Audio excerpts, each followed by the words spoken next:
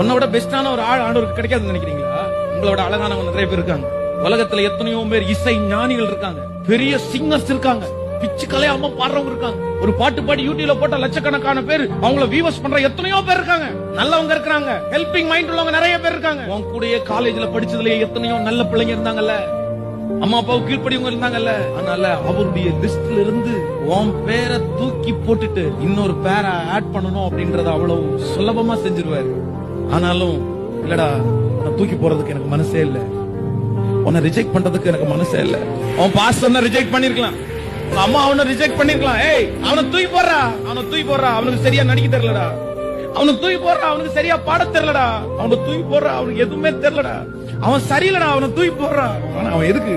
அவன் மூஞ்சிய பாரு, அவன் கலரை பாரு. எத்தனையோ பேர் உன்னை தூக்கி தூக்கி வேணாம் வேணான்னு விசாரிச்சாலும் ஏசப்பா அவனுடைய கையில மட்டும் உன்னை இன்னைக்கும் கர்த்தர் வச்சிருக்க.